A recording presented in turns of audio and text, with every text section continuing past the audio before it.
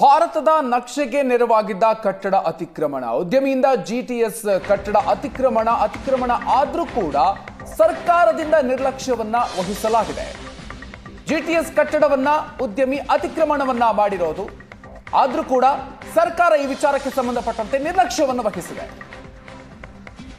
Great ಟಿಗ್ನೋಮೀಟರ್ survey ಕಟ್ಟಡ ಒತ್ತುವರಿ ಆಗಿರೋದು.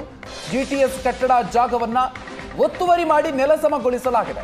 ನೆಲಸಮಾಗಿ ಪಾಳು ಬಿದ್ದಿದ್ರು ಕೂಡ ಈ ವಿಚಾರಕ್ಕೆ ಸಂಬಂಧಪಟ್ಟಂತೆ ನಿರ್ಲಕ್ಷ್ಯವನ್ನು ವಹಿಸಲಾಗಿದೆ. ಜಿಟಿಎಸ್ ಕಟ್ಟಡ ಸಂರಕ್ಷಣೆಗೆ ಹೈಕೋರ್ಟ್ಗೆ ಪಿಐಎಲ್ ಸಲ್ಲಿಸಲಾಗಿದೆ. ಅಮಿತ್ ಪಟೇಲ್ ಅನ್ನೋರಿಂದ ಪಿಐಎಲ್ ಸಲ್ಲಿಕೆ ಮಾಡಲಾಗಿದೆ. ಪುರಾತತ್ವ ಇಲಾಖೆ ಸರ್ಕಾರಕ್ಕೆ ಕೋರ್ಟ್ ಈ ಬಗ್ಗೆ ನೋಟಿಸ್ ಕೊಟ್ಟಿದೆ. ಗ್ರೇಟ್ ಟ್ರಿಗ್ನೋಮೀಟರ್ ಕಟ್ಟಡ ಮರುಸ್ಥಾಪಿಸಿ ಸಂರಕ್ಷಣೆಗೆ ಕೋರ್ಟ್ ಸೂಚನೆಯನ್ನು ಕೊಟ್ಟಿದೆ.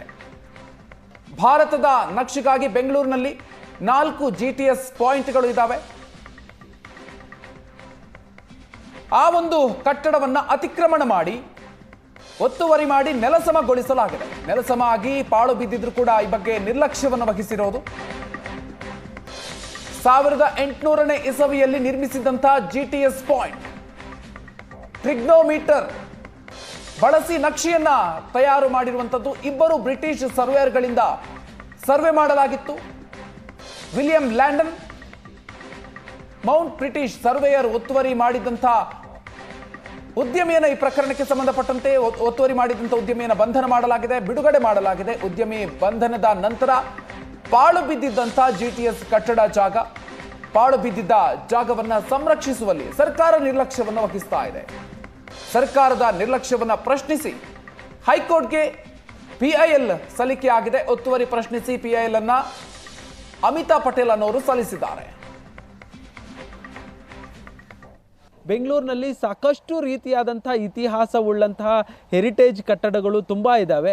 ಅದರಲ್ಲಿ ನಾನಿದೀಗ ಮತ್ತೊಂದು ಹೆರಿಟೇಜ್ ಕಟ್ಟಡ ಒಂದು ಇತ್ತು ಅನ್ನೋದನ್ನು ಕುರಿತು ತೋರಿಸ್ತಾ ಹೋಗ್ತೇನೆ. ನೋಡ್ತಾ ಇರ್ಬೋದು, ಇದೇನೋ ಪಾಳು ಬಿದ್ದ ಜಾಗದ ರೀತಿಯಲ್ಲಿದೆ. ಇದನ್ನೇನು ಹೆರಿಟೇಜ್ ಕಟ್ಟಡ ಅಂತೇನು ತೋರಿಸ್ತಾ ಇದ್ದೀನಿ ಅಂತ ಅಂದ್ಕೊಂಬೇಡಿ. ಇದು ನಿಜಕ್ಕೂ ಬೆಂಗಳೂರಿನಲ್ಲಿ ಸುಮಾರು 200 ವರ್ಷಗಳ ಇತಿಹಾಸ ಉಳ್ಳಂತಹ ಒಂದು ಜಾಗ ಇದು. ಈ ಜಾಗ ಇವತ್ತು ರಿಯಲ್ ಎಸ್ಟೇಟ್ ಉದ್ಯಮಿಗಳ ಕೈಗೆ ಸಿಕ್ಕಿ ಈ ರೀತಿಯಾಗಿ ಪಾಳು ಬಿದ್ದ ರೀತಿಯಲ್ಲಿ ಆಗಿದೆ. ಇದು ಟ್ರಿಗ್ನೋಮೆಟ್ರಿಕ್ ಪಾಯಿಂಟ್ ಅಂತ ಹೇಳಿ ಏನು ಕರೀತಾರೆ.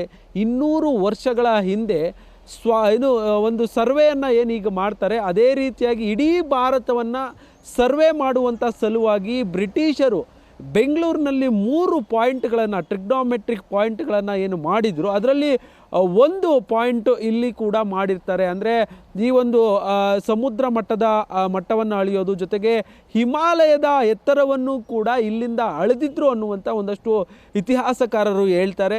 ಅಂತಹ ಈ ಒಂದು ಜಾಗ ಇದೀಗ ಈ ರೀತಿಯಾಗಿ ಪಾಳು ಬಿದ್ದ ಜಾಗ ಆಗಿದೆ. ಕಳೆದ 2024ರಲ್ಲಿ ಈ ಒಂದು ಜಾಗವನ್ನು ಯಾರೋ ಒಬ್ಬ ವ್ಯಕ್ತಿ ಬಂದು ತನ್ನ ಜಾಗ ಅಂತೇಳಿ ಏಕಾಏಕಿ ಡೆಮಾಲಿಷ್ ಮಾಡೋದಕ್ಕೆ ಮುಂದಾಗ್ತಾನೆ. ಡೆಮಾಲಿಷ್ ಮಾಡಿ ಈ ರೀತಿಯಾಗಿ ಈ ಸ್ಥಿತಿಗೆ ತಂದಿಟ್ಟಿದ್ದಾನೆ. ಇದೀಗ ಈ ವಿಚಾರವಾಗಿ ಈಗಾಗಲೇ ಈ ಕೆಲವೊಬ್ಬರು ಅಮಿತಾ ಪಟೇಲ್ ಅಂತೇಳಿ ಒಂದು ಪಿಐಎಲ್ ಅನ್ನು ಹೈಕೋರ್ಟ್ಗೆ ಹಾಕ್ಕೊಂಡಿದ್ರು.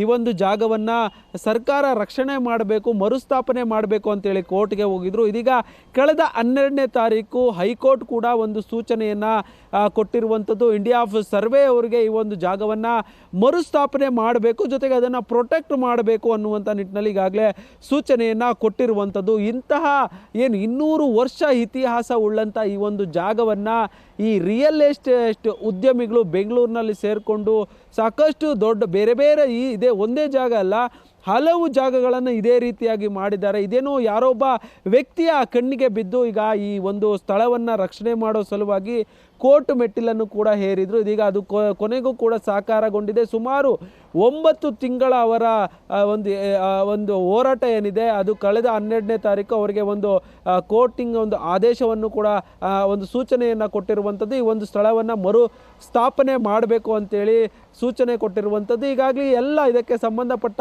ಪುರಾತತ್ವ ಇಲಾಖೆ ಅಧಿಕಾರಿಗಳು ಎಲ್ಲರೂ ಕೂಡ ಬಂದು ಈಗಾಗಲೇ ವಿಸಿಟ್ ಮಾಡಿಕೊಂಡು ಹೋಗಿದ್ದಾರೆ. ಆದರೆ ಒಬ್ಬ ರಿಯಲ್ ಎಸ್ಟೇಟ್ ಉದ್ಯಮಿಗೆ ಕೈಗೆ ಸಿಲುಕಿ ಈಗ ಈ ಒಂದು ಜಾಗ ಅಂದರೆ ಅತ್ಯಂತ 200 ವರ್ಷದ ಹಳೆಯ ಈ ಒಂದು ಕಟ್ಟಡ ಏನಿತ್ತು, ಇಲ್ಲಿಂದ ಸಾಕಷ್ಟು ಏನು ಇಡೀ ಇಂಡಿಯಾವನ್ನು ಇಲ್ಲಿಂದ ಸರ್ವೆ ಮಾಡಲಾಗಿತ್ತು. ಇದರ ಮತ್ತೊಂದು ಪಾಯಿಂಟ್ ಜಕ್ಕೂರಿನಲ್ಲೂ ಕೂಡ ಇದೆ.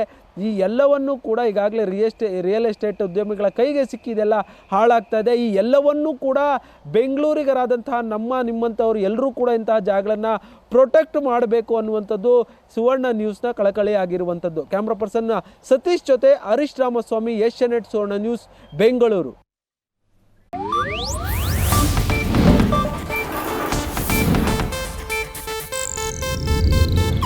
ಇದು ಏಷ್ಯಾನೆಟ್ ನ್ಯೂಸ್ ನೆಟ್ವರ್ಕ್ ಪ್ರಸ್ತುತಿ.